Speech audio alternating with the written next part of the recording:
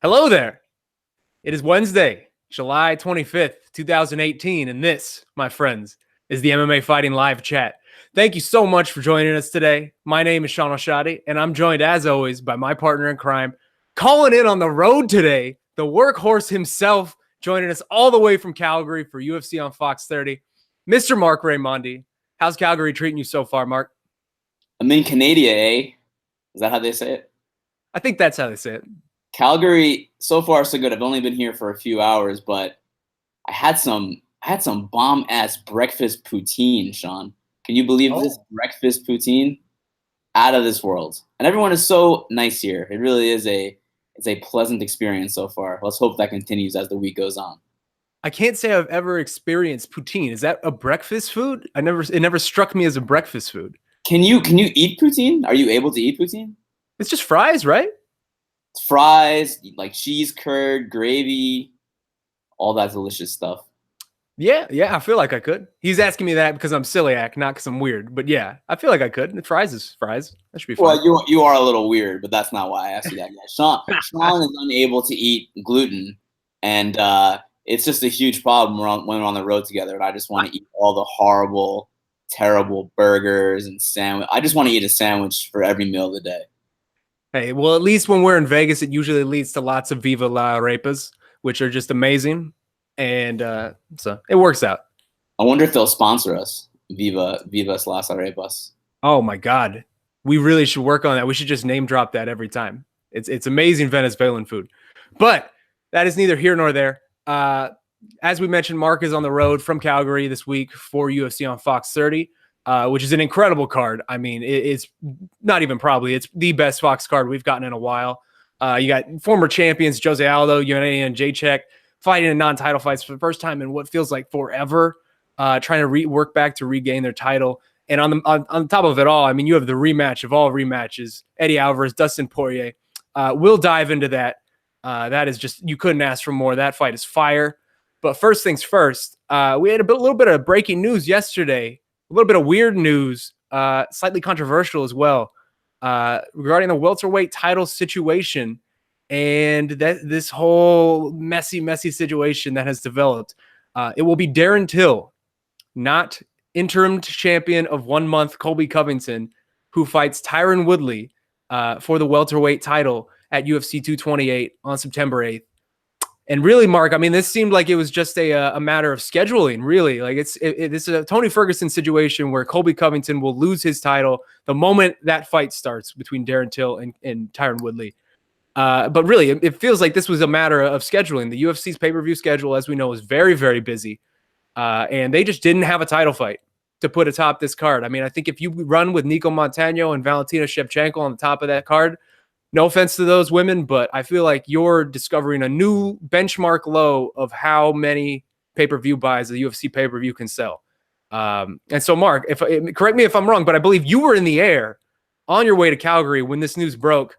So what is your reaction when you land and you pull up your phone and pull up your Twitters and you see that all of a sudden Colby Covington's basically lost his title in a month? Well, I guess we knew last week that something was going on with Covington and Woodley and Till, and it didn't seem like Covington was going to be able to make that September date. Guess he had sinus surgery, which Ariel Helwani from ESPN reported yesterday. So here's my thing, and it's kind of like what you said. Timing in this crazy world of MMA and where the UFC is at right now really is everything, because they announced the pay-per-view dates. They announced, for the most part, the pay-per-view sites. And they need to have a title fight or a big drawing card or both at the top of those pay-per-views, whether you're injured, it doesn't matter. It doesn't matter who you are. That's how interim titles are forming. That is how people are getting stripped of titles. They have these dates. They need to fill them with big fights, and that's what's happening here. Covington won the belts from, he won, I guess, the created interim title against Rafael dos Anjos at UFC 225 last month in Chicago. That was only about, 6 weeks ago? Not even. So he should, by right, at least according to the made-up rules of interim titledom, he should, by right, have the welterweight title shot next against Tyron Woodley. But he can't make September. They need a title fight for September. So sorry, Colby Covington, that interim title means absolutely nothing. We have a date to fill. We need a title fight for that date. We got to put in Darren Till against Tyron Woodley. And that is bad enough. And that is, I mean, it's all, we all know this. The interim title stuff is all kind of arbitrary at best. But here's my thing about this fight, Shaun. It isn't so much the interim title madness, and it isn't so much trying to fill that slot. I know where this is going. Darren Till missed weight by Yes. 3 pounds in his last fight. He was 174 pounds, okay? 174 pounds. He needs to make 170 in order to fight for the title. We were just down this road, Shaun. We were just down this road with Yoel Romero. He missed weight against Luke Rockhold earlier this year. Still got the title shot against Robert Whittaker for the middleweight title in Chicago at UFC 225. What happened? He missed weight. There was no title fight. Guess what? We're going down that same road again. Fool me once, shame on me. Fool me twice, we got a title shot that we need to fill on a pay-per-view card. So it really is ridiculous. I mean, I think Darren Till is deserving. He's undefeated. He's a great fighter. He's a future star. He's exciting. He's great to talk to as for the media. He's very charismatic. But he missed weight by 3 pounds. Not even by a little bit. That's the thing, right? Not even by like a little bit. It wasn't a 0.2 situation. He missed weight by 3 pounds, which is a ton. And we all saw that horrible video of him, losing his eyesight while he was cutting weight, and he was home in Liverpool. So now he's got to make a flight to Dallas, Texas, and then do that same cut. Look, I'm not saying I think he's going to miss weight, but how can we be surprised if he does? It's going to be on everyone's mind all week. He's going to get a million questions about it. Again, I think that he deserves the title shot from a win and loss perspective. He's undefeated. I think he's a very good fight. I mean, that wasn't a great fight against Stephen Thompson in Liverpool, but he's done enough to earn that shot. But if you can't, if you are not able to make weight one fight before a title shot, something is wrong. And we've seen it already. And it's the same thing is going to happen. You know it. We're going to be there. It's going to be early weigh-ins in Dallas. And we're going to be waiting on Darren Till, and we're all going to be saying, like, man, well, I wonder how this happened. If only someone could have foreseen this happening, him possibly missing weight. And this is just where we're at right now. So I have two things with this, right? One, you hit on this. I mean, this really perfectly illustrates the flippancy that these interim titles are thrown around with at this point. I mean, the Tony Ferguson situation, we saw this literally just earlier this year. Where they're willing to throw away an interim title if they need to, if they need that spot. This one feels so much more egregious, though, right? Because think about the path that we took to get here. Love him or hate him. I mean, Colby Covington, he's a lot of detractors. He has a lot of people who don't like him. But think about the path we took to get here, right? This fight between Colby Covington and Rafael dos Anjos always was weird. From the beginning, from the moment they announced that for the interim title, it was weird. Because literally you had Tyron Woodley, the champion who had defended his belt multiple times, ready to go a month later. It was the exact same situation where they just needed to fill a spot and they just need a title fight. So let's create one, even though the champion's willing to go if you wait 4 more weeks. And then that fight happens. Colby wins the belt. Literally, what is it? How many weeks has it been since that? 4, 5, less? Maybe something like that. 6 weeks. That was the first weekend just about in June. And Colby Covington can't even get 2 months before he has to get thrust back into a situation where it's either you need to fight right now or you're losing this, and we're just stripping it from you. At least Tony Ferguson, he was injured, so there was like a question mark, an unknown of how long he could possibly be out. So that one made sense on some degree. This one's just like, oh man, you had surgery. That sucks. Tough for you. Like, we're just gonna move on without you. It's so ridiculous. And you're right, because I mean, at a certain point, we're gonna be in Dallas, and if Darren Till misses weight, like at what, you can't even be mad. It's just like, you guys asked for this. You brought this upon yourselves, and it is such a bizarre situation. I want to ask you though, because I mean, Colby Covington, it's no secret he has a lot of haters in this sport. But that aside, your feelings for him aside, did he get a raw deal on this, or did he just get the other side of the deal because he was getting a ridiculous deal to begin with? Well, I mean, let me preface this by saying that I can't imagine having a differing worldview with anyone than I do with Colby Covington. So we're definitely on the same page with some of the stuff that he's been he's been touting on social media and in interviews. But yeah, of course. I mean, all that aside, I don't care about that. All that aside, all the trash talk aside, this is you win the interim belt. There's precedent that someone wins the interim belt, you get the next title shot. That's what the interim belt is, right? That's what it's designed to do. Not really. I mean, we know the truth. It's just BS. What is Woodley calling it, the boo-boo belt? It's really just BS. You don't actually get anything. It's just a trinket, something to put on your mantle. That really means nothing. And I think it was Ben Folks on Twitter who made a really good point. Brian Ortega had the chance to fight possibly for the interim title earlier this month at UFC 226, the interim featherweight title when Holloway went out. What good would that have done him? Now, knowing what we know now and knowing what we've really always known about these interim titles, what would the point have that really been? Not a whole hell of a lot. And how about this? And aside from the whole Covington stuff, and I do get that the UFC needs to sell pay-per-views and they need a title fight, and they can't rest on their laurels with Montano versus Shevchenko. Certainly, that's not going to be able to carry a pay-per-view. But how about like Kamaru Usman?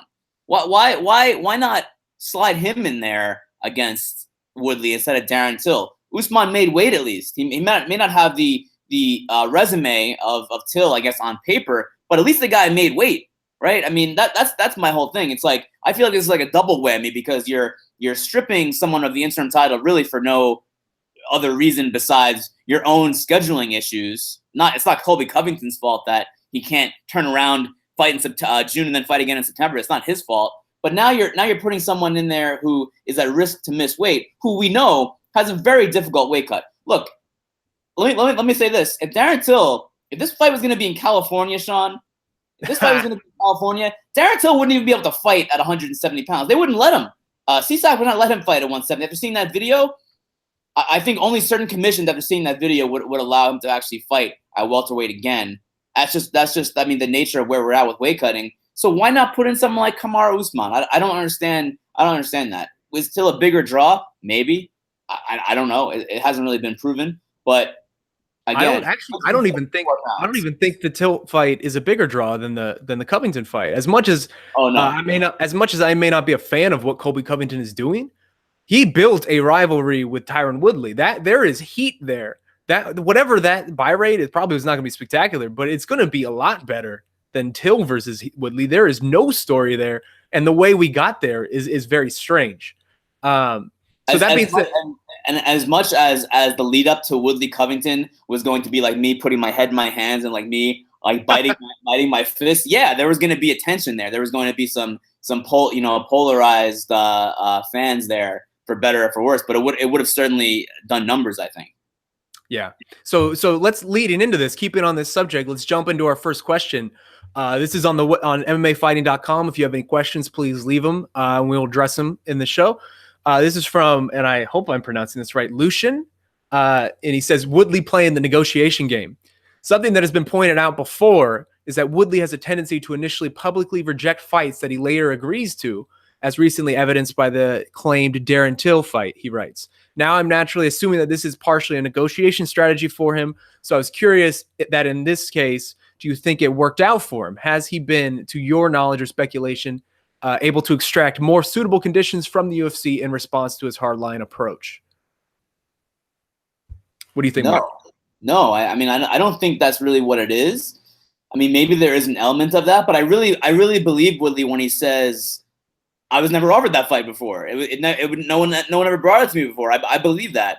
I think that they were probably, my speculation is that they were working on Covington. When Covington said he couldn't do it, then they went to Till. They kind of worked it out with him before they even ever brought it to Woodley for the UFC 228 title fight. And once they brought it to Woodley, then he said yes. But I really believe him when he said a few days ago that they had not brought that to the table yet for me. I do believe that. I don't think it's really, I mean, I think it's in some cases when Woodley has said things like he wants the big money fight, he wants Nate Diaz, he wants GSP, he wants Conor McGregor. I think in some cases he is using that as leverage a little bit. But in this case, I really don't think so. I really think that the UFC was like, look, Covington can't do it. We need you to fight in September. Here's Darren Till. And Woodley was like, all right, fine. Bring it on. That's most likely how it went. Yeah, I mean, I know that he gets a lot of heat just in general from MMA fans for asking for these money fights that they feel maybe he doesn't deserve. But that's not even really like a negotiation game. That's more or less him just shooting his shot, which is something you need to do in this industry because no one's going to shoot that shot for you. But yeah, I mean, in this case, I mean, this is just the fight he was offered. It was literally just an issue of scheduling, and the UFC has sort of backed themselves into this corner where they feel like they need 2 title fights or at least one big one for these pay-per-views. And I don't know that it's actually helping that much. It feels as though the schedule is, I mean, I'm not breaking any news here, but it feels as though the schedule is just so overwhelmed that they're just filling in slots and they don't even care as long as it breaks some baseline of like 200,000, which is 200,000, 300,000 is where a lot of these pay-per-views are coming in now. And I don't know that Darren Till versus Tyron Woodley adds that much more on top of any other pay-per-view as opposed to, you know, any other random title fight. It's just, these are all paint by numbers at this point. And also the question I think will start becoming, is it actually worth the UFC doing these shows on pay-per-view if they're not going to draw what was that baseline number of exactly. I mean, it used to be like 300,000. It used to be like, if it was under 300,000, it was a complete disaster. And now it's like 200,000, 150. If it's under that, it's a disaster, or even less. I mean, even less than that. And with the amount of money that ESPN is paying them, that's the thing per show, right? The amount of money that ESPN is paying them per, if you prorate it over the course of, you know, average it out per show, it's almost as much as they would make on one of these 100,000 or 95,000 pay-per-view buy shows. You have to wonder how much longer they're going to go to the well on pay-per-view. It's a business that's on the decline, certainly, and there aren't the stars there for the UFC to support that. It's kind of what boxing went through maybe 10 years ago, where they were trying to force it on pay-per-view. No one was buying. That was like a dark age for boxing. And then only in the last like 3 or 4 years has boxing been now more on regular television, on cable, on ESPN. And now, of course, all these streaming services are coming out. You have to wonder where this trends. I mean, I don't know. I don't know if it makes sense for them to be doing all, you know, when the ESPN era starts in 2019, does it make sense for them to be forcing 12 to 13 pay-per-views per year rather than, hey, let's put this really good title fight that may only draw 100,000 on pay-per-view, put it on ESPN, on big ESPN, and then in 5 years or when the new contract is up again, you'll get an even bigger, you know, the ratings will be good, because right now the ratings on FS1 are not good. You know, they're not good. The ratings are not good. The pay-per-view buys aren't good. I think at some point they do need to change what their strategy is on that standpoint. But of course, they made so much money on that broadcast deal that, I mean, they're not going to be struggling. Let's not make it seem like they're doing any kind of financial damage. They may be doing some brand damage, but they're doing great financially because of that huge TV deal they just signed with ESPN. Yeah, I mean, that's the key, right? Is with this new deal, they're going to be getting guaranteed money with each show. And like you said, that guaranteed money more or less is going to offset the whatever the revenue they would take from a snoozer of a pay-per-view, which is admittedly what a lot of these pay-per-views are at this point. But I want to jump into this next question, which is something I actually threw out to our MMA fighting group on Slack and something I've been thinking about too. And this is from the Empire 91. Till versus Woodley. Hey guys, what is your take on this fight? And considering the history of Woodley versus Thompson and Thompson's performance against Till, is this fight going to be a snoozer? And I kind of have that same feeling, right? Like Darren Till, for when you hear Darren Till versus Tyron Woodley, your immediate reaction is, oh man, that's like a really great fight. But when you actually think about it, Darren Till is largely a counter striker in a similar vein as a Stephen Wonderboy Thompson.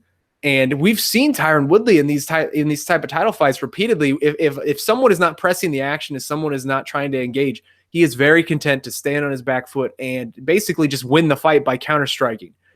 I feel as though this fight has a very large chance of being another boring title fight. And in that case, I feel bad for Tyron because, you know, Colby Covington, for as much as you can say about him, he is a very walk forward, push forward, super aggressive fighter. Yeah, I think there's something to that. You never really know how a fight is going to go until they actually get into the octagon. But Yeah, I mean, if you want to use history as any indication, which is usually a smart thing to do, certainly this could be not a great fight. It could be Stephen Thompson versus Tyron Woodley all over again. It could be Stephen Thompson versus Darren Till all over again. It could be that way. I hope it's not. I have issues with this fight even before they get to the octagon, but it's certainly no guarantee this will be an exciting fight, and there's probably a greater chance of it not being that great because of the styles of both men. Because Woodley has been very strategic in these fights. You know, I think to his benefit from a win and loss perspective, maybe not to his benefit from a fan perspective. People have been irritated by it, but you make so much more money as champion that I can completely understand why you dial it down and you have a very conservative game plan and you try to get that W at all costs when you're the champ, because you make so much more money. You have all this, negotiating power. It stands to reason. And that's also kind of a broken thing with the UFC too. I think that, and I'm all for fighters getting paid more money, champion or not, but when the incentive is so high to either become champion or stay champion, that is not conducive to exciting title fights all the time. Yeah, and you see, one thing I wonder, because the Tyron Woodley's reign began in such a powerful fashion, right? Like a first-round knockout of Robbie Lawler, this guy who was putting on all these fights of the year over and over and over. Like, that was an exciting start to his reign. And, I mean, people crap on it and forget, but, like, Tyron Woodley versus Stephen Thompson 1 was a really great fight. I'm pretty sure that one fight of the night at UFC 205, which was one of the more stacked cards we've seen. But that's after that second Wonderboy fight, which I was there live, and that was one of the worst things I've ever seen. And me and you were just at Derek Lewis, Francis Ngannou. So that's saying something. So after that second Wonderboy fight, and then after the Maya fight, both of which were very, very slow snoozers.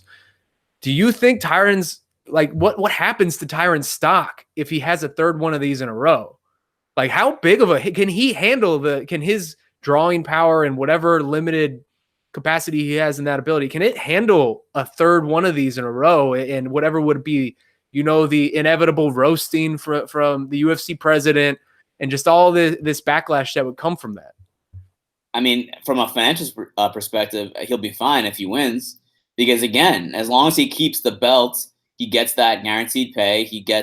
I believe he's getting pay-per-view points, even if it's not a huge number on pay-per-view, he still gets a little bit of kickback there.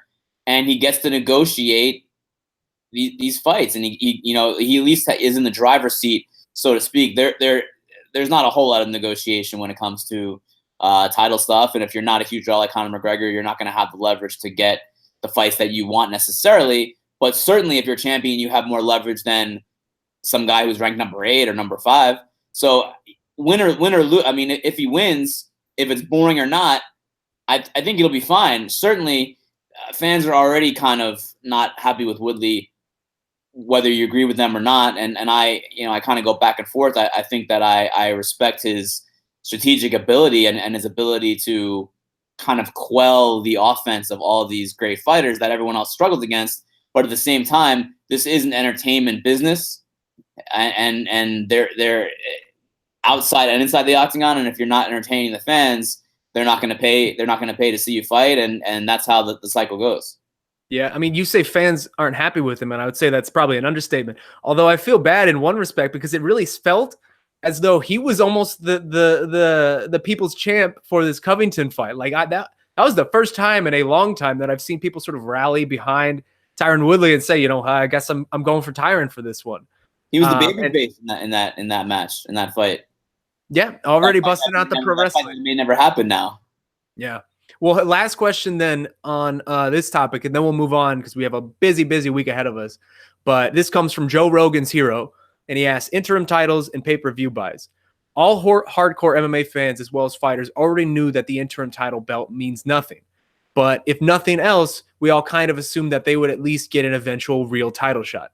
With the stripping of Covington coming with the announced UFC 228 title bout, how much do you think this hurts the already floundering pay-per-view buy rates, particularly for events where an interim belt is the headliner? I predict more hardcore fan pushback against these sort of shows by not buying them.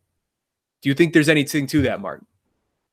It's hard to say because I think that the idea that putting an interim title on the line, helping buy rate is I think that idea is completely bankrupt. I don't think there's any substance or any statistical proof to that in the first place. So I don't necessarily know that them stripping Covington of that of them taking that away from Tony Ferguson, I don't necessarily think that hurts them, because I don't think anyone was sitting there going like, I don't know about this fight coming up on Saturday, and then oh, but wait, it's for the interim title. Well, give me my remote.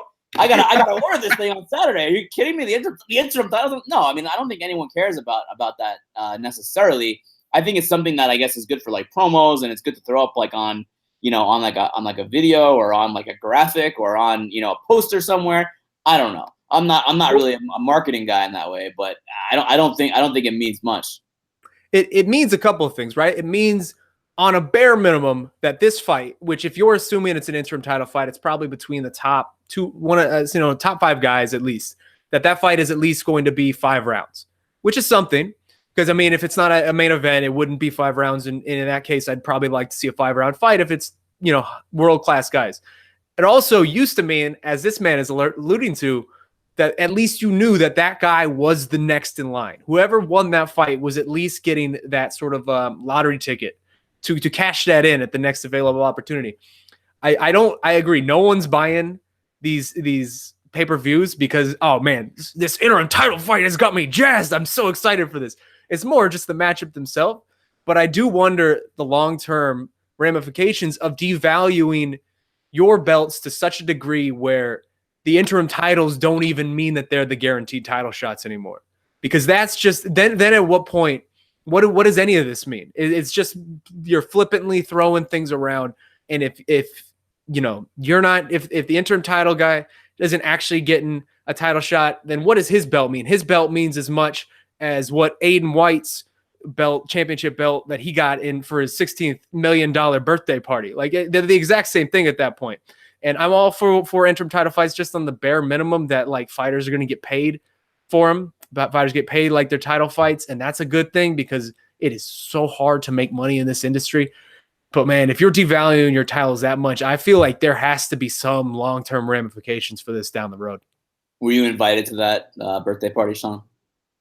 I have no idea what I would do at a 16-year-old's birthday party. Although, given that it costs $1 million and like ASAP Rocky and all these people were there, like maybe I could have found something to do. Are you not a Migos fan? I love some Migos. Migos was there. Yeah, it was a good time. I was there. Yeah, I went. I attended. If you're one of these fighters, not to harp on this, but if you're one of these fighters who just fought at UFC Hamburg or this tough finale, and the whole show's payroll is something like $900,000, and then you that's including bonuses and all this, and then you find out that the 16-year-old kid of your boss got like $1 million birthday party for his 16th birthday. Like, what are your thoughts at that point? Start asking Dana to adopt you. Enough with this. Give me the $50,000 bonus. Say, Dana, please adopt me. Bring me into your home.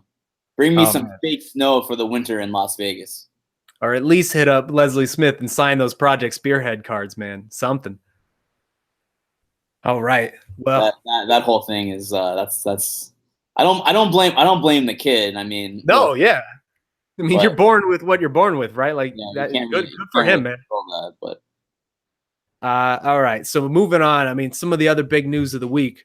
Jamie1234 asked us about Romero versus Costa. So he says, "Hey guys, I got a 3-parter for you on the Romero Costa situation. Firstly, what do you make of the fight being announced without Romero completely agreeing? Do you think this fight will happen in MSG? Secondly, what do you make of Romero staying at middleweight and not moving up? Do you think he will make weight? And third, holy fucking shit, what a fight. Sorry I had to go all caps there, but for the third part, what do you make of the actual fight itself?" So first things first, this fight is not even close to being done. Like this fight was announced super prematurely.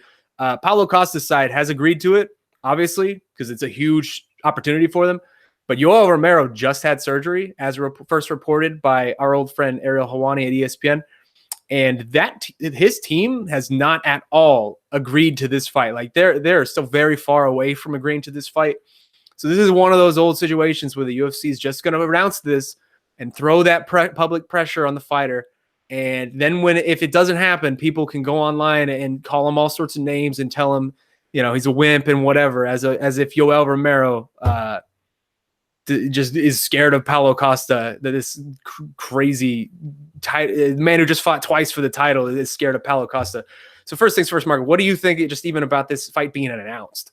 When do you think it was the last time Yoel Romero was scared of anything? Oh God, I can't even. I have no idea.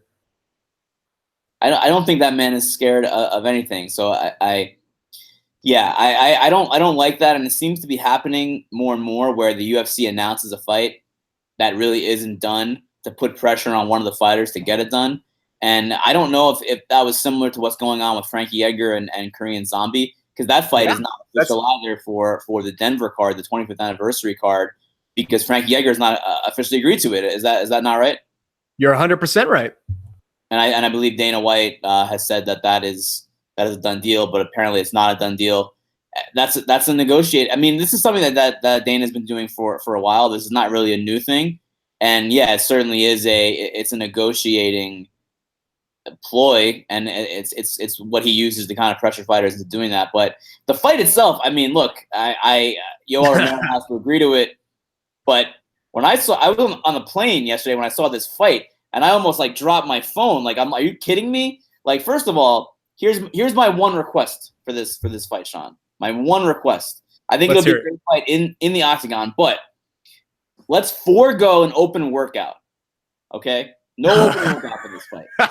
What we need for Paulo the Eraser Costa and Yoel Romero is an old school 1993 WWF pose down.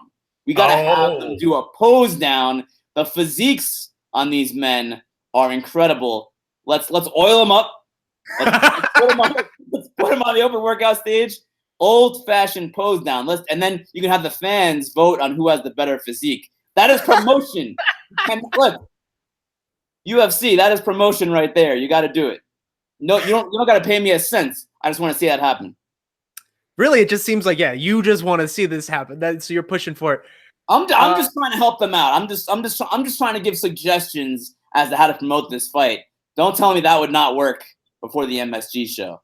Are you trying to help them out, or are you trying to help yourself out? Look, man, I'm just trying to help them promote what could be a very, very fun fight. I think that is. I mean, look, when you have the two greatest physiques in modern history, I'm not even saying MMA history, in modern history, you got to show it off. Look, if I was built like Paulo Costa, I would not even be wearing a shirt. I would have nothing to put this microphone on because I wouldn't even be wearing a shirt right now. I'd just be here, bare chested. All right. Well, in all seriousness, a bit of a weird turn here, but yes, of course, that's a really great fight. I hope that happen, but only if Yoel Romero is healthy. And I mean, I still wanted to see Romero at 205. I was hoping that he'd be at light heavyweight. That's the thing. He's having a hard time making 185. That's the thing, right? So, in all seriousness, the fact that that Yoel Romero is fighting at middleweight, if this fight does happen, that's the part that doesn't really make sense to me, right? Because what's there to gain for him for this fight? It seems as though there's nothing to gain for him.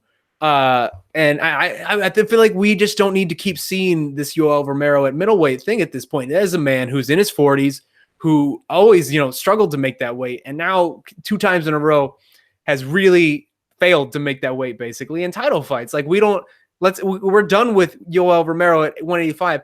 Look at what is out there at 205. We're talking about, and no offense to this man, but we're talking about Corey Anderson and Anthony Smith and all these guys at 205 who have legitimate opportunities to fight for the title. If you're Yoel Romero or Luke Rockhold, who we'll talk about later, who may be fighting Chris Weidman, why would you not see that landscape and just go run towards it as fast as humanly possible? Both those men can easily make 205 and not be undersized. Yoel may be a little short for the division, but dude is built like a brick shithouse. He's a mammoth human, and I don't feel like he's going to be at any disadvantages there. I mean, fighting Luke Rockhold. Luke Rockhold's as tall as any real light heavyweight. I mean, and Yoel Romero did work against him.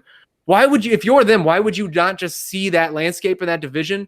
And you've already lost for the title a couple times in Yoel Romero's situation, and not just see that as a brand new opportunity where with this last window of your career, you could really just make one more push for the title. I do not understand it in that regard.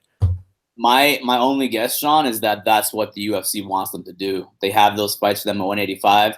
That's what they're offering. They're not probably offering anything at 205. So you got to take the fights that are offered to you, right? You got to make money. You got to, you know. But is that reckless of the UFC? Because this man has repeatedly missed weight for fights title fights. Of course, like what do you Darren Till into a welterweight title fight? Rockhold has complained about weight cutting. For years he's been, he's really wanted to go at 205, but Dan Cormier, his teammate, has been at the top of that division. So it didn't make sense for him. Now it makes sense for him, and it still seems like he's going back to 185. I think Chris Weidman is also a guy that could have gone to 205 at some point and done really well there. That division with DC gone in March is completely ripe for the plucking. If you look at how Anthony Smith looks at 205, I mean, the guy was a mid-level middleweight, right? I mean, he was a bit of a journeyman at middleweight. At 205, he looks like a regional guy, man. He was a regional guy. He fought all across the Midwest. He fought in Bellator, Strikeforce, Challengers. Like, he was just that guy. And then now he's a destroyer, and credit to him. But you're right. I mean, we've seen this over and over. Dan Hooker, Anthony Johnson, like how many guys, Robert Effin Whitaker, like how many of these guys do you have to see before Kelvin Gastelum? How many do you have to see before it's just like, well, maybe this whole weight cutting thing's a little ridiculous, but it's certainly a little ridiculous. But last thing I'll say about Romero versus Costa, all just pose down? Well, besides that, I mean, you need to calm down. Are you on board? Are you on board? Oh, well, yeah. I thought all right. 100% on board with this pose down. I need all sorts of wrestling promos and get him the and just all of it. Yeah, but last thing I'll say about that. Last thing I'll say about that. Can we all agree to make this a no USADA match, please? Like, just for this one situation, can we just all agree to let USADA butt out of it and let these guys do whatever they want? No, Shaun. Sorry. No dice. Sorry. No fun, Marc. They're fine. They don't need USADA to look like that. They're good. They're good. They don't need the use of synthetic drugs. It's all natty, all natural.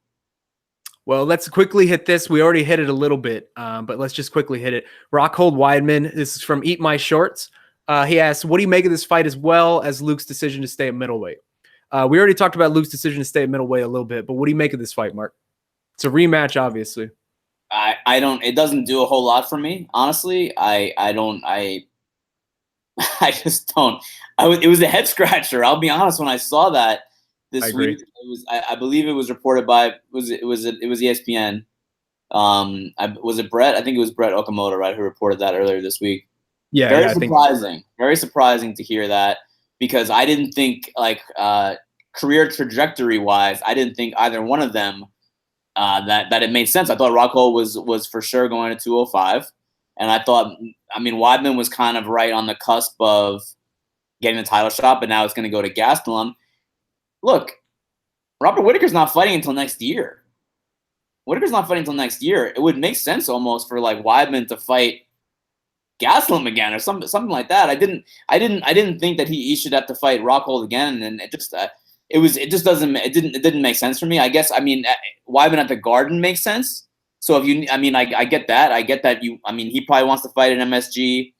I'm sure the UFC wanted to fight at MSG, but I just don't think. I mean, that fight doesn't really do a whole lot. We've seen it, and it was a pretty good fight last time, but I don't feel like it makes sense. I mean, so Rockhold beats Weidman, but then he wants to go to 205. So what does that do for the middleweight division? It doesn't do a whole lot. I don't get it that much.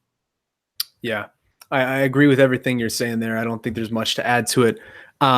Really quickly, I mean, let's address sort of the issue at hand with why you're in Calgary. I don't see any questions regarding this, but I want to talk about this a little bit. I mean, it is a tremendous card, UFC on Fox 30. Obviously, the main event, I think, is one that is on the top of every person in this community's must-see list, Eddie Alvarez and Dustin Poirier. What do you make of this fight now that you're in town? And does it feel like it came at the right time? Like, does it feel like there's a nice buzz around it and it feels like a big deal? I think so in a way, even though I want it to happen sooner because the potential for violence in this fight is very, very high. Very, very high. Of course, we saw the first fight, and that was an absolutely wild first round until it ended with Alvarez's illegal knees to a down Poirier. No contest. I think it is the right time. I think that I like it being the main event. I like it being 5 rounds, even though it may not have to go that long. I do. It doesn't make sense for it to be in Calgary, although beautiful city you guys have up here. I'm enjoying my time here so far. That doesn't make a whole lot of sense. If it was in Philadelphia, that would have been pretty cool. But I like the fight. I think it's a good time. And also there's that lingering. Well, can one of these guys actually get a title shot off this? I mean, they're both very close, and we know the top of the division is kind of a glut right now because we imagine that's going to be McGregor versus Nurmagomedov for the title at some point, maybe this year, hopefully. And then we have Tony Ferguson, who's recovering from injury. He was the interim champion. I guess he's not anymore. He kind of has that rightful spot as a top contender for the winner of the Conor-Khabib fight.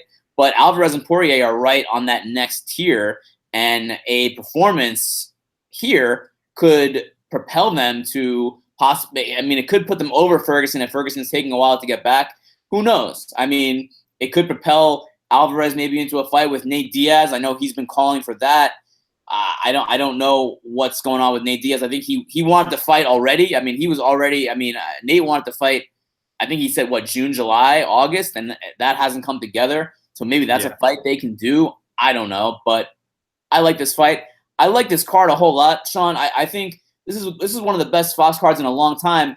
And one of the cool things about this is that you can make a case that 3 of these fighters on this card are among the best fighters in their weight class of all time, and possibly the best in their weight class of all time. I'm talking about Eddie Alvarez, who is a longtime fantastic lightweight. He's one of the best lightweights of all time, I think. Certainly one of the most exciting. You have Jose Aldo, who is probably the best featherweight of all time, right? I mean, until someone else kind of gets more years under their belts, you have to acknowledge that Aldo is the best of all time at 145. And you have Joanna Jędrzejczyk in the short history of women's 115. She's probably the best of all time. So I think you have 3 people who are probably UFC Hall of Famers down the line. Not probably. I think that all of them will be UFC Hall of Fame. And they're in 3 different fights, and I think that's really cool. And there are some really interesting stories with Joanna and Aldo trying to get back on the winning track. Very similar trajectories for them, losing 2 in a row to the person who holds the title now in their divisions. What are they doing in their divisions right now? Are they kind of just treading water? Where do they go from here? Do they move up? I mean, there's been talk of both of them possibly moving up. Very interesting fights all around in Calgary this weekend.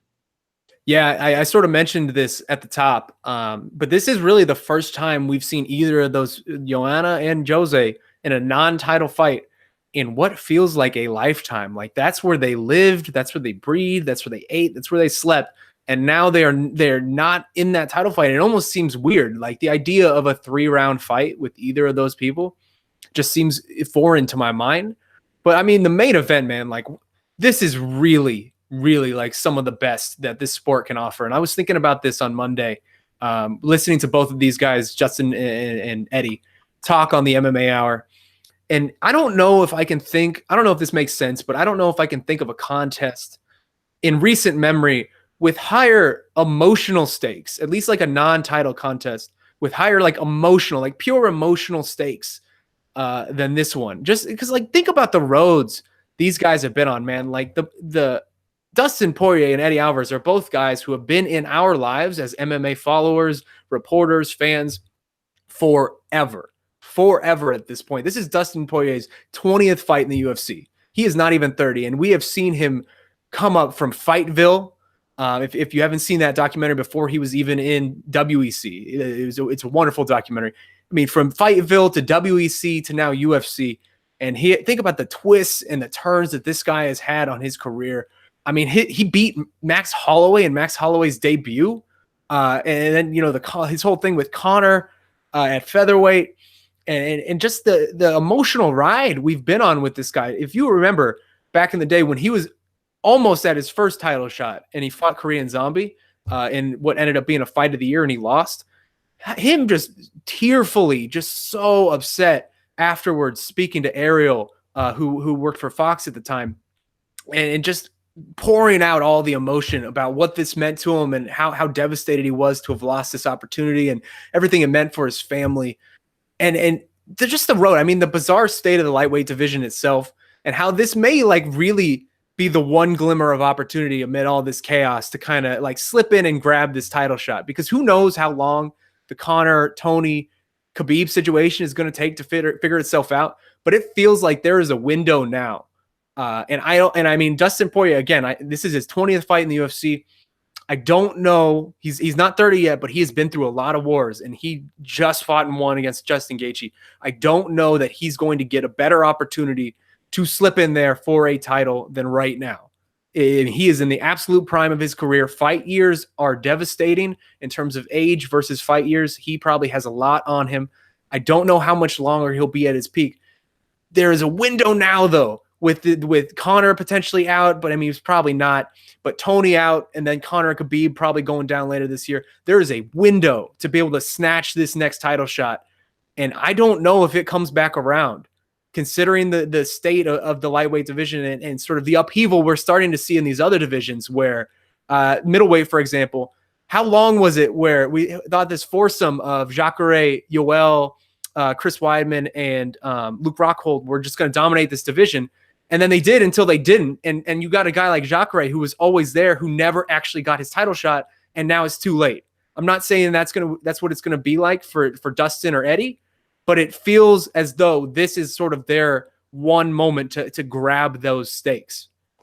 And Poirier is also a guy, like you mentioned earlier, who moved up in weight and had a huge career renaissance. He's been phenomenal since being at 155. I mean, he's been as good as anyone in that weight class, aside from the very, very, very elite at 155 since he's come up. Yeah, I mean, and Alvarez, it's a different kind of story, but I mean, the story of this fight is great in general, because they had that crazy war in Dallas last year that ended in a no contest. I mean, you almost can't write it any better. I mean, I think they respect each other, but there is that personal thing where Alvarez hit Poirier with illegal knees. I mean, they were illegal blows. I think Poirier tried to fight that and tried to get it to be a DQ. It was called a no contest, so there was some drama there. There was a fight that I think Poirier had wanted back for a while. He wanted that back right away, and Alvarez didn't want it. He moved on, and he wanted to fight other opponents and try to get bigger fights. And now here they are. They're back again. Now Poirier earned his way back here, and Alvarez is back here. And it is a really cool intersection of these two talented fighters. Alvarez has been around forever. He's won titles in every freaking place. Yeah. And on top of that, this is the last fight on his contract. He could be a free agent after this fight against Poirier. I mean, this is a rich fight with stories. It's a rich fight when it comes to what will surely be an amazing in-ring, in octagon fight. I love it. I mean, it's honestly, it could be one of the best fights of the year on many levels. There are so many layers. It could be Alvarez's last fight in the UFC. I don't think it will be, but as a free agent, could he go back to Bellator? Could he go back and try to chase that trilogy fight with Michael Chandler? I mean, there are so many things that could happen after this fight. I mean, could he use his free agency to leverage himself into like a fight with Tony Ferguson or a fight with Nate Diaz? I mean, there are so many things to look for during this fight, after this fight, this week in Calgary, leading into it. I'm super excited for this whole thing to play out. Yeah, it feels like a true inflection point, a true crossroads for both of these guys, Dustin and Eddie. I mean, this fight really will decide a lot about the next couple years of their career. And it's rare you really get that kind of a fight in a non-title fight. And then one last thing I want to say about this sort of card that we have coming up. The other thing sort of looming over it. I mean, he may be gone. He may have been gone for a long time at this point. But man, the Conor McGregor shadow just never leaves. Like, this weekend has some of the best MMA can just offer. Unreal talent up and down. But you know one thing that occurred to me? Conor is 3-0 with three effortless knockouts against the top four guys on this card.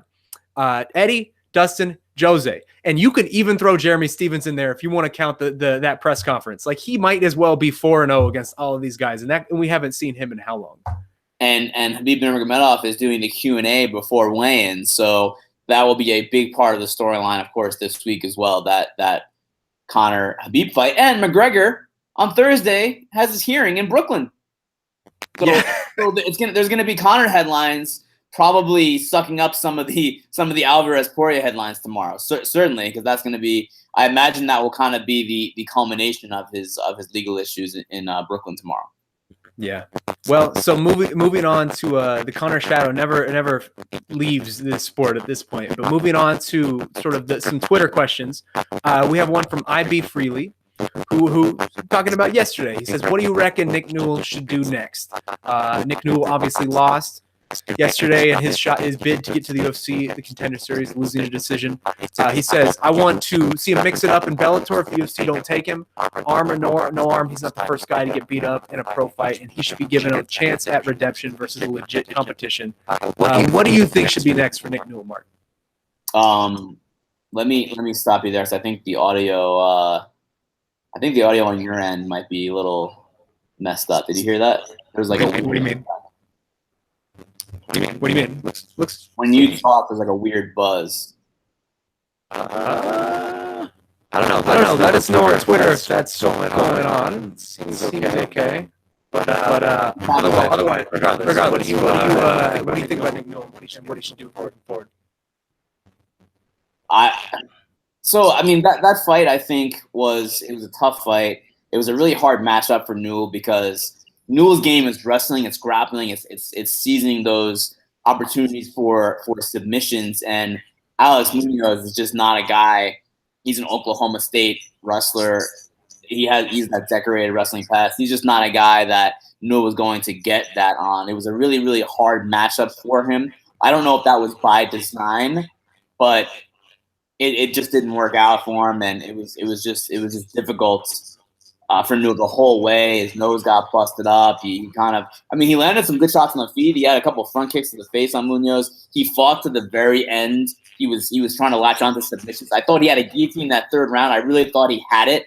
It would have been insane if he pulled it off to come back, but just didn't work out. Again, Munoz is just too tough on the ground.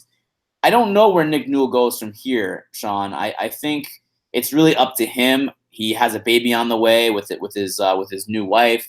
He has a gym, of course, in Connecticut. He has his own gym. He's got a lot of good things going on outside the cage.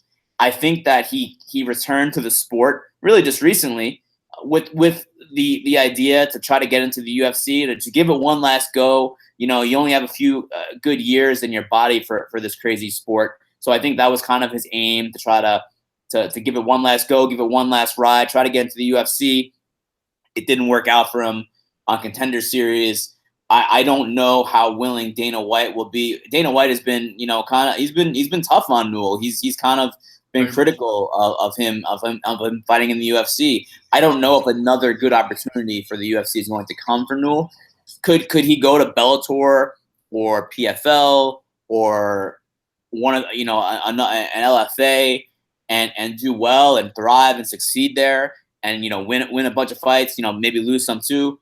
Absolutely, of course, there's no doubt he's still a very good fighter, but it does not seem like a UFC run is in the cards for him at this point, and time is kind of ticking, and circumstances are kind of against him. So it really is up to him. I think, look, the guy's an inspiration. There's no way around it. It is incredible, regardless of what happened last night in that fight. It is incredible what this man has been able to do in mixed martial arts. Absolutely. Given the fact that he doesn't have a hand. It's crazy. He doesn't have he's a congenital amputee. He's missing half of one of his arms, and he's been able to beat solid fighters. He's been able to win way more fights than he's lost. And if nothing else, his resiliency, his determination, his perseverance, his heart should be looked at as just that, as an inspiration, as something that other fighters, people who are have afflictions, people who were born, with again, a congenital amputee, someone to look for forever. Kind of like Jim Abbott was in baseball, the former Yankees pitcher who, threw a no-hitter with only one hand. Incredible. I mean, that's the kind of thing that people can look up to. So if nothing else, if this is where it ends for Nick Newell, I think he's someone that should always be remembered, because what a heart, what an incredible fortitude. I can't even imagine that. I mean, I can't imagine fighting in a cage. Period. I mean, it takes a set of balls and an incredible heart and courage to get into a cage and fight in front of thousands or millions of people in your underwear, let alone doing that with really only one hand and one full arm. So I give all the credit in the world to Newell. I hope whatever comes next for him, he's happy and he lives a great life. If it's not MMA, it's not MMA. But I think he doesn't have much proof to me and to many people as far as his heart and determination go. Yeah, you know what? I echo everything you said. Hopefully my mic issues are fixed. It seems to be good now. Okay, I was tweaking it a little bit while you were talking, so hopefully they're fixed. Let me know if they're not, you guys out there. I echo everything you said, man. I mean, certainly from just straight off the top, it seems as though the UFC didn't do him a lot of favors in terms of the matchmaking. He got a incredibly strong opponent just in terms of wrestling wise. Like Alex Munoz is a very powerful wrestler from a very good camp. The UFC didn't do him any favors in that regard. They didn't give him an easy matchup, and maybe they didn't need to. I mean, it is a sort of a prove yourself type of situation. We know Dana White has long had sort of an issue with bringing Nick Newell in. I've never really found that issue to be grounded or found like just, to be honest. But I mean, it is what it is, and I don't run that company. Ideally, I don't want to be done with Nick Newell. I feel like he still has a lot left to give us in this sport. I feel like he has a lot left to be able to show people. I would love to see him go to a Bellator. PFL feels like a lateral backwards move because he was already with them basically when they were World Series of Fighting. But I would love to see what a Scott Coker and a Rich Chow could do with Nick Newell and sort of the matchups they could give him and the way they could promote him. Bellator is a much more different promotional sense than UFC. It's very more individualistic. They'll give you that push and you can sort of be yourself. And Nick is a fascinating, charming guy, man. Like talking to him is always a pleasure. And he watching him fight is really it's I don't know, it's inspiring, like you said. So selfishly, I would understand if he wants to be done. I mean, this was his dream the entire time. This was always what he worked towards, and he fell short, and that's a very tough thing. I don't know that he's getting another chance. I would be surprised if he does. But selfishly, I hope we haven't seen the last in Nick Newell. I would really like to see him get a nice run in Bellator and get pushed out there more and see what those guys can do with him. Wanted to grab this question from Matt902 on Twitter. What are your and Marc's thoughts? Spelled my name wrong, of course, Matt. I'll let it slide. I'll let it slide this time, but don't let it happen again. Thoughts on the Rizin card this weekend? Ooh. And if you ever see Rizin having an event outside of Japan? Let me just run down a little bit of what Rizin has to offer. We got Horiguchi. I mean, this is a really good card. Yeah. Main event is Kyoji Horiguchi against Hiromasa Kubo. Sorry. He's an Ultimate Fighter veteran, of course. He was a fan favorite on the Ultimate Fighter a few seasons ago on that flyweight show. The Season of Champions with DJ, yeah. Correct. Takanori Gomi versus Melvin Gillard. You have Diego Brandao facing Satoru Kideoka. You got Rin Nakai returning. You have Mayu Yamamoto. You have Darren Cruikshank against Tom Santos. You have Reina Kubota against Kana Asakura. That's a damn good Rizin card this weekend. It is. And that means more Rizin introductions, more theatrics, more just old school pride. I love it, man. Anytime I catch one of those Rizin cards, it is so cool every time. It just feels like such a blast in the past. Are we reverting to Rizin again? Oh, dude, this is just how I say it. Like you're gonna either accept that, or we can just have this back and forth every time. What quickly point out for the people, what one matchup on that card are you looking forward to the most? I would guess I know the answer, but go for it. I mean, something about Takanori Gomi versus Melvin Gillard is I can't imagine that not being weird and fun and cool. I mean, the Horiguchi. I mean, I really think Horiguchi is legitimately one of the best in the world in the lower weight classes. He's fighting more kind of at bantamweight now than at flyweight, but dude has been phenomenal since he lost to Demetrius Johnson. He has not lost since then, and he's just been incredible. But I like this whole card, man. I think there's a lot of fascinating matchups. I kind of wish I'm in Calgary, so I probably won't be able to watch it live. But if I were home, I'd be staying up all night and watching that.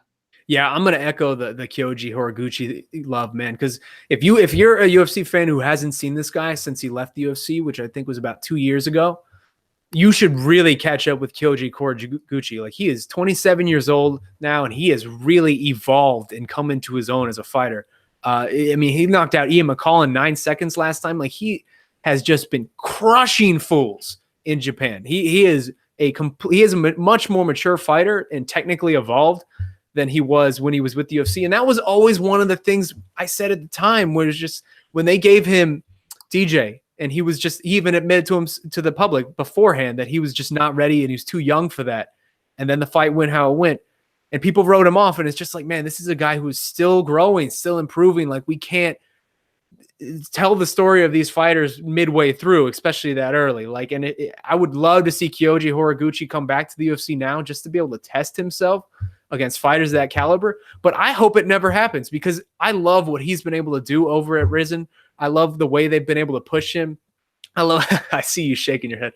I love the way that they've been able to sort of build him up. I love everything about it. So this is, if you haven't seen him fight, I would highly recommend you since the UFC, I'd highly recommend you tune in this weekend and catch him. You also will likely see Takada in a diaper hitting a big gong before. Yes, that's also worth tuning in for. Moving on to our next question from Tragic Bronson on Twitter. Is Contender Series becoming better than the UFC's main product? Good dose of competitive and, for the most part, high-level MMA, especially pertaining to this season. Season 1 had its bright spots, though. What do you think, Shaun?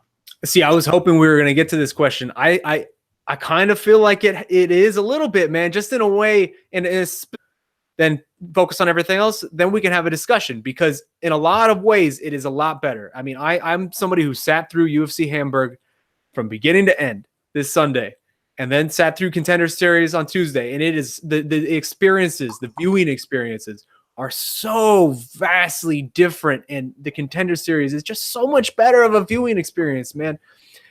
In one fight alone, oh man, I can't remember his name now too. I'm going to try to, Sadiq Youssef, and his Sadiq Youssef versus Mike Davis. That one fight alone, I probably sat up out of my seat and did more than almost the entirety of UFC Hamburg, man. And it is something about the intimacy of the setting. It is a very The Ultimate Fighter-esque setting, but also just the pacing. Everything is quick, snappy. They go from one fight to the next. It's a quick 5 fights and you're done. Everything about it. And also, I mean, we've talked about this before, but the stakes have really, especially now in this second season, as it's become really crystallized that you go to decision, you're just not gonna probably win a contract, Sadiq Youssef aside. Or if you even get to the 3rd round, you're probably not gonna win a contract. Those stakes have become more and more apparent with this season, and it has really created this sort of wide open, just reckless sort of MMA that is really not representative of true MMA in a sense, but it is so ridiculously fun to watch. And also, in a weird way, the idea of a UFC contract becoming sort of this golden ticket, despite the fact that like 600 of the people in the world have them. It really feels as though there's some stakes there, right? Like, it's some palpable stakes that at the end of the show or midway through the show, you can be like, oh, that's a contract, and have those actual discussions. And I don't know, it's just a fun viewing experience, man. It's perfect the way they have it set up. I'm not ready to say that it's better than the UFC's main product, but Sure. It's more digestible at times. The pacing is way better. The fights, like you said, have tended to go quicker. They've been more exciting. And I want to shout out also Sean Shelby and Mick Maynard have done a damn good job matching those fights on the Contender Series. Yes. That has actually been a really big bright spot for me. The matchups have been very good. They've brought in some they brought in some good strikers. They brought in some good grapplers. They brought in people who know how to finish fights, and it's been a huge success. Not better than the UFC's main product, of course, because the UFC's main product does kind of go up and down, and at the elite level, there's nothing better than the UFC's main product. But as far as digestibility and for hardcore fans and who just like to watch fights, it's very, very good, and it's way better than the Ultimate Fighter. That goes without saying. Oh God, it is. It is the difference between the Ultimate Fighter and that is just so insanely vast. It is leagues better than Ultimate Fighter, and I hope ultimately when this transition happens and the UFC moves from Fox to ESPN and they will ditch the Ultimate Fighter, I'm totally fine with Contender Series taking that spot. And also, I will a little note I will add. It seems as though they almost are starting to gather sort of this Contender Series roster that's separate from the actual roster. So you got guys like Chase Hooper last night, this 18-year-old who's obviously not ready for the UFC yet, but he inks this developmental deal, and now he's sort of a Contender Series guy, and we're going to probably continue to see him on the Contender Series. Same thing with Greg Hardy, for better or worse. So it's almost becoming a promotion unto itself, and it's interesting to see that develop. But now it's a promotion unto itself. It's not under the UFC's, auspices, so to speak. Yeah. Dana White has his own separate promoter's license for this show. Yeah, absolutely. Well, now we have about 20 minutes left. So let's hit some quickies. Let's start with this true false from Eduardo Bueno on the MMA Fighting website. First thing first, Marc, true false, Romero finishes Costa. Well, let's see if that fight actually happens first. I don't know if that fight even happens first, but does he finish Costa? I would say yes, but I think there's a lot to get through before we see them in the octagon. A, being whether or not Romero is able to fight. He just had surgery, like you said. And B, whether or not he makes weight and that whole thing goes through cleanly. I don't know if it will, but if they do fight, I would certainly pick Romero to win. I thought Romero beat Robert Whittaker in the last fight in Chicago at UFC 225. So I do think he gets that win, and he probably does finish Costa. Yeah, I say true to that as well. And next one, Anderson Silva finally fights GSP in 2019. I'm going to say false. I don't think that happens. I think GSP is looking for bigger fish.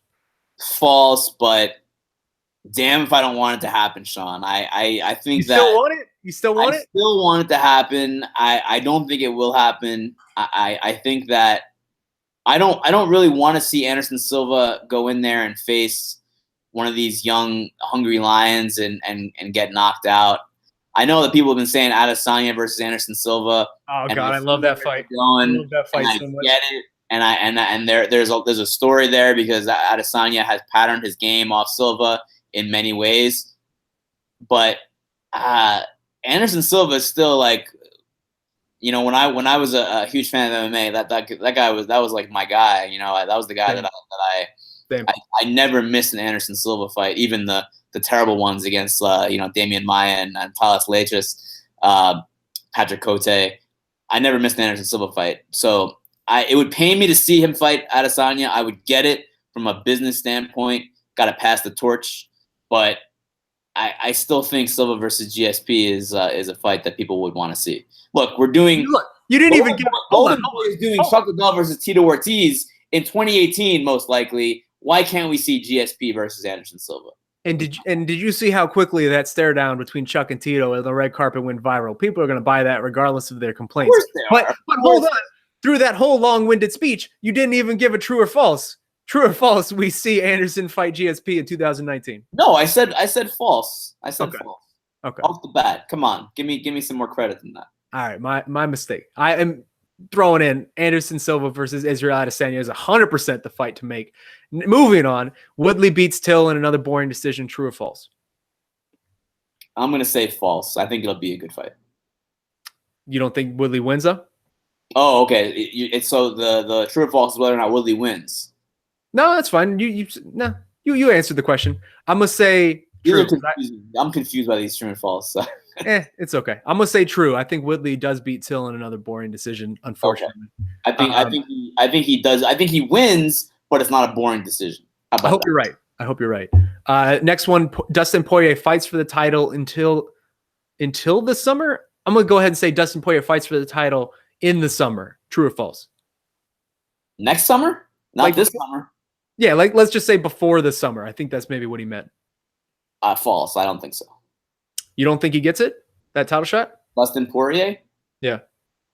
No, I don't think so. I think the division is too messed up at the top right now. I don't see that opening up. I mean, I don't think the winner of McGregor Khabib, if they do fight later this year, may not fight. The winner of that fight may not fight again until the summer. And I don't think it'll be Dustin Poirier as the opponent. So I'm going to say false. True. Also, there's rematch potential with either person winning.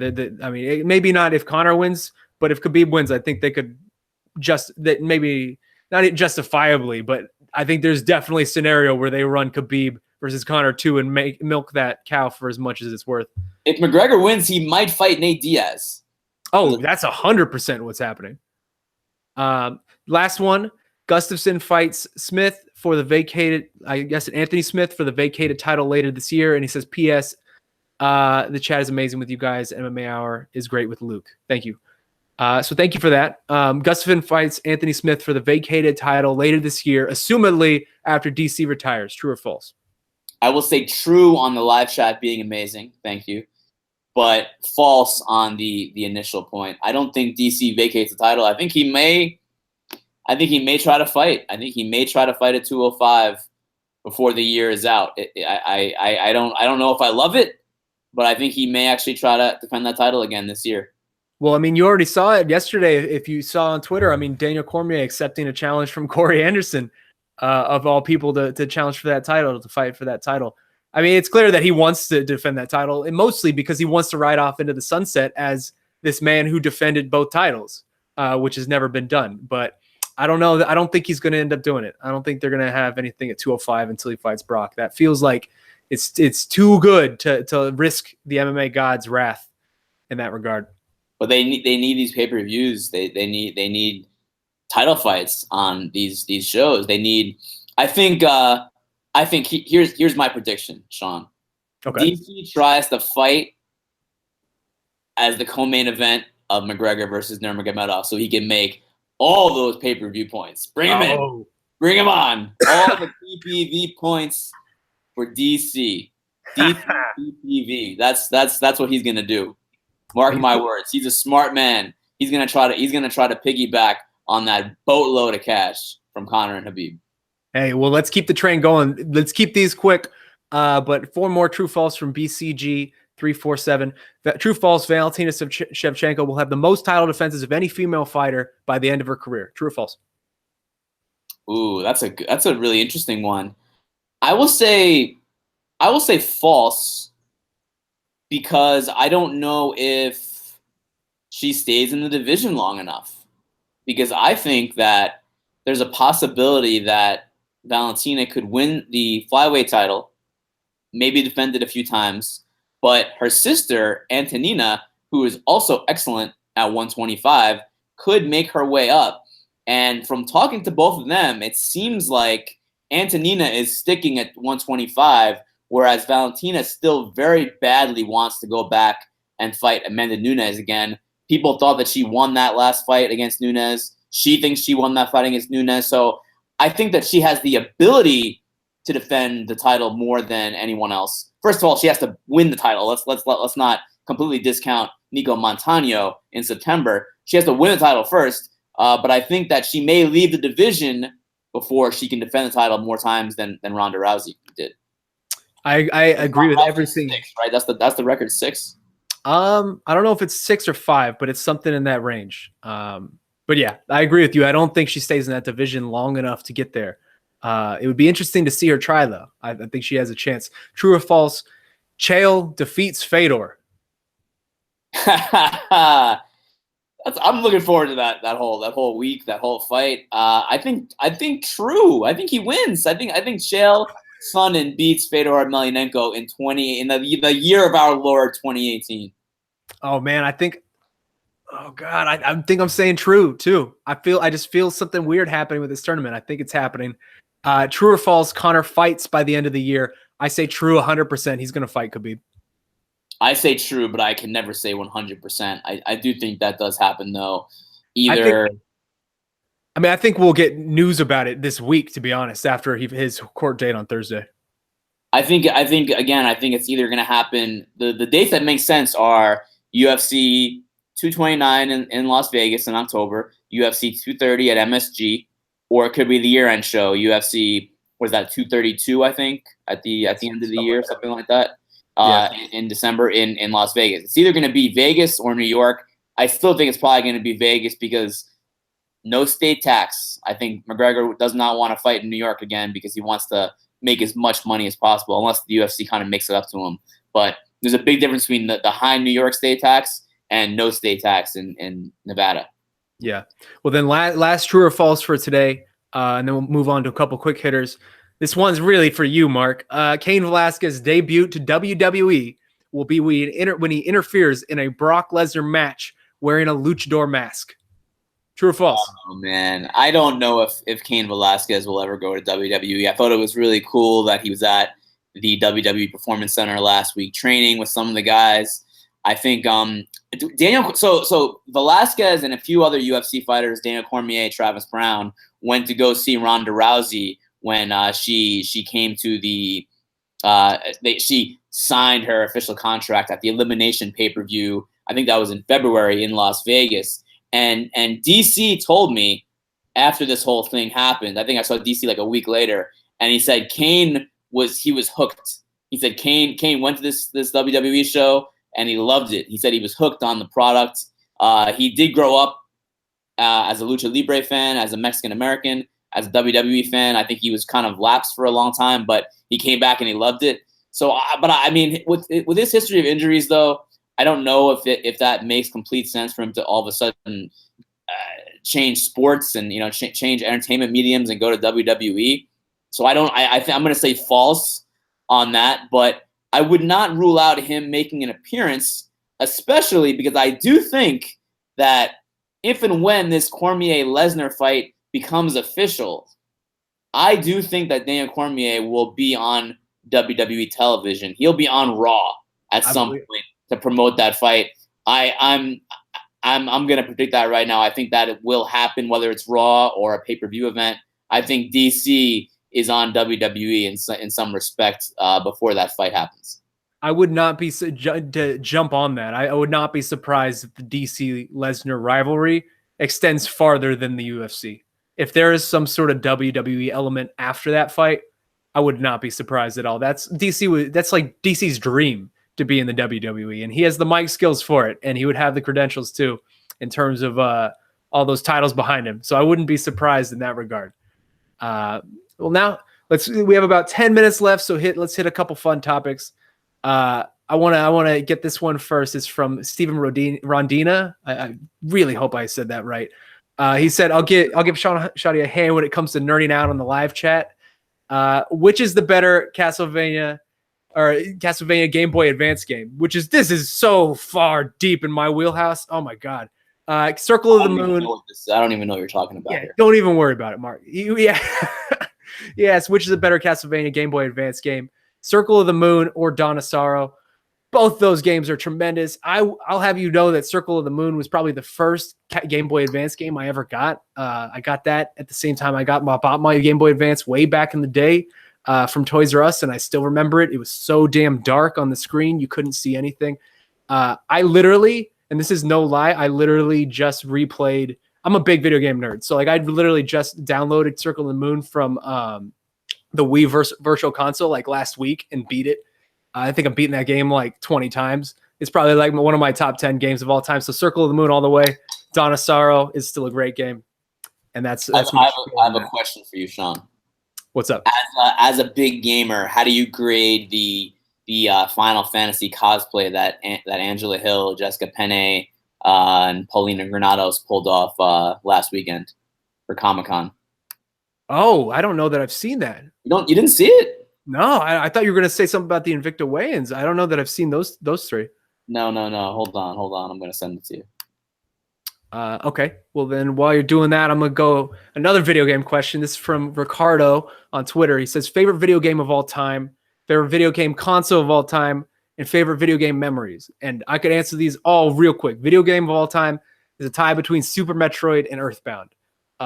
Those are both Super Nintendo games, and those are literally just perfect games to me. I've played both of them a billion times.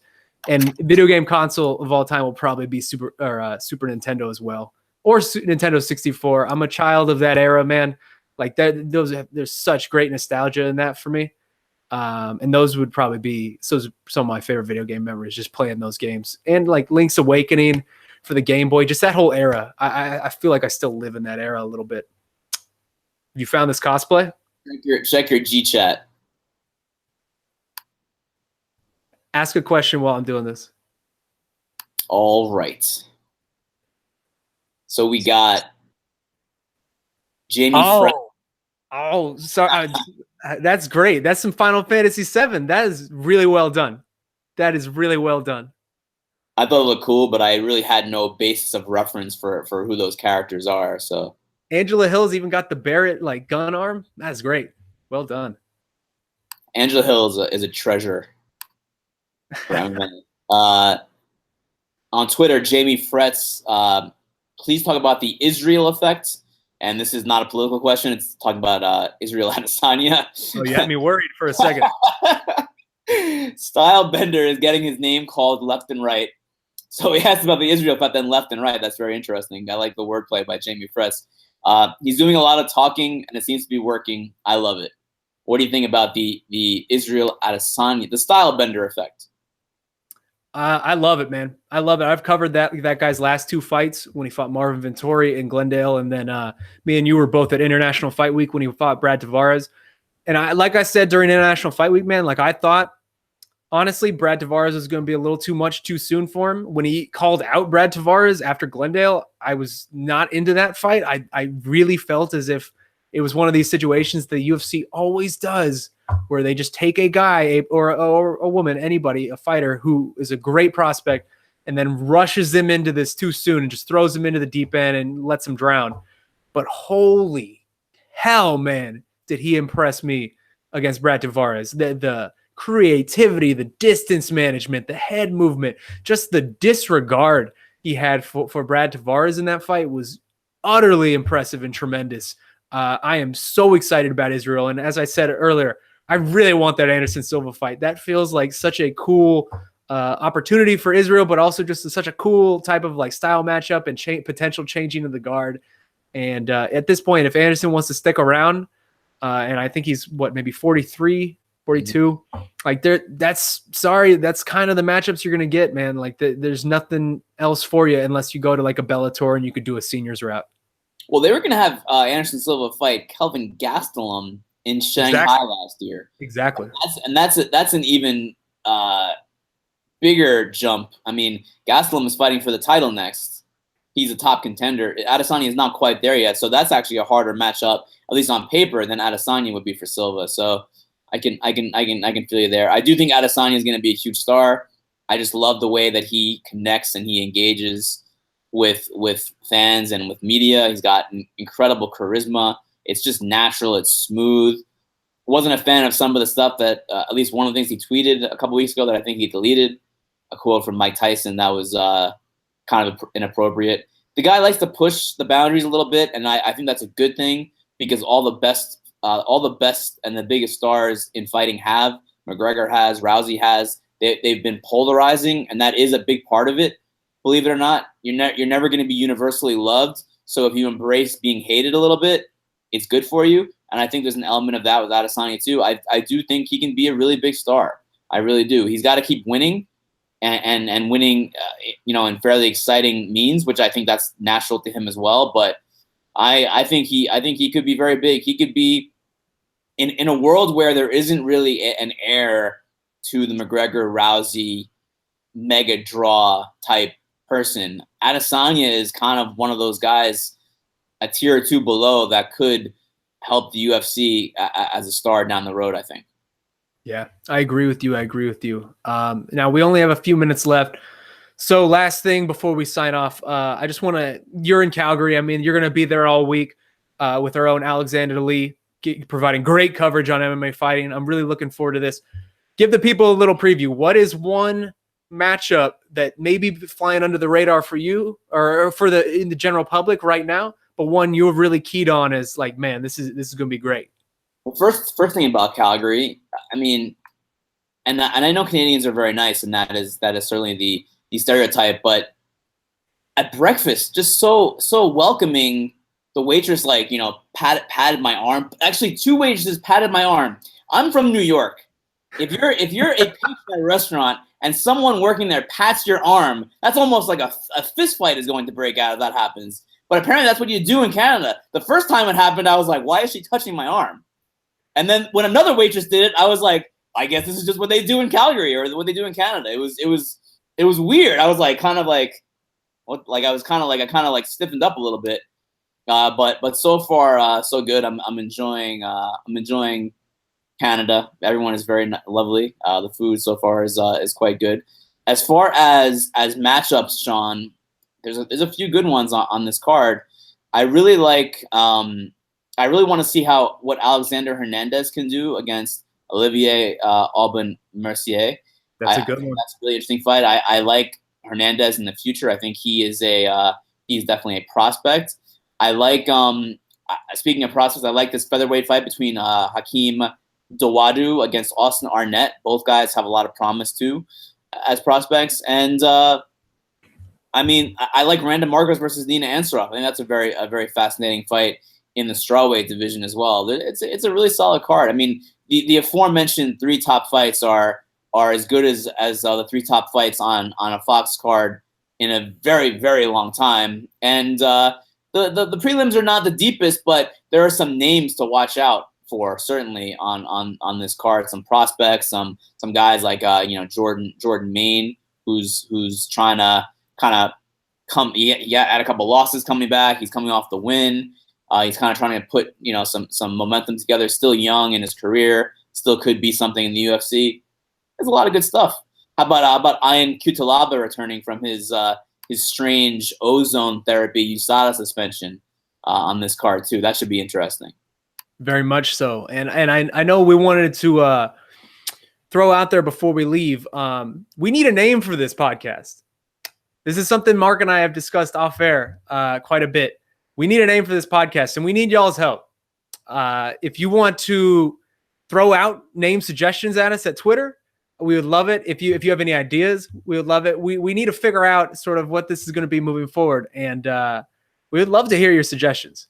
This is show 3, and it's still very much in its infant stages, and we want to grow it bigger and bigger, as big as we can. We're working on getting better equipment. We know that technologically, this is not the slickest looking show, but we're going to get there. Promise you, we're both committed to it, very much so. But we do need a name, because one of the things about, and we've gotten this question a lot, Shaun, when is this going to be up on podcasts? When is it going to be on iTunes? Here's the thing. Does not make sense to have a show on iTunes called The Live Chat if it's not going to be live. It's not going to be a live podcast. It's live on MMAfighting.com every Wednesday at 1 p.m. Eastern and 10 a.m. Pacific. But it won't be live on iTunes, so we can't really call The Live Chat forever. We need a name. Promotional malpractice is Luke's thing, not our thing. So we need our thing. We need a name for this live chat. Please help. You guys are very creative. You guys are really good at this kind of stuff. So yeah, tweet at us, hit us on Instagram, comment on the site, wherever you want to reach out. Just don't do the YouTube comments, because that's just a pile of disaster there. But yeah, let us know what you think we should call this damn thing. And again, this is your show as much as it's our show. So let's lift this and grow it together. Absolutely. And then it is time to go. And I know this has been a fun show, and we have a fun week ahead of us. I did want to close on a more personal note, just really quickly. For me, I mean, this is a little difficult for me, but today is the 6th anniversary of the day my dad took his own life. It in a way, actually, I don't know if I've addressed this publicly, but in a way it feels as if it's been 20 years, while also feeling as if it was yesterday. It obviously was unexpected. And I know right around this time of year, every year, it's always a little tough for me. But man, suicide is a terrible, terrible thing. And as someone who has lived through it now and there's in a day goes by that I don't think about him. So if you know someone who is struggling, please reach out. No one should deal with these issues alone. Is so difficult to talk about these type of things, but please, if you know someone who is struggling or you think someone may be struggling, please reach out. A phone call is always more important than you even know. Like it's means more than you even know. No one should deal with these issues alone. And yeah, not a day that goes by that I don't think about them. This show's for you, man. Love you, Pops. Thank you for that. Thanks for letting us in, man. That is a really important thing to note to everyone, especially mental health is such a big deal. We just saw Anthony Bourdain, a guy that everyone thought was on top of the world, and he took his own life recently, and that was a big blow for people in the food community and in the MMA community. As someone who is very close, and you just sometimes you don't know, and it's always good to reach out for people who you know are struggling. Sometimes you don't know, but if you do know, be there for your people, because you never know. I mean, we're only on this orb rotating in the universe so long. So absolutely. Yeah, man. It's thanks for sharing that, man. No, absolutely. Love you, Dad. And so this has been another episode. Sorry to end on a downer, but this has been another episode of the MMA Fighting Live Chat. Thank you so much for joining us, guys. Like I said a billion times, Marc is in Calgary. He is along with our own Alexander Lee. We are going to have complete, comprehensive coverage of UFC on Fox 30, the best Fox card of the year. Esther and Casey are here too.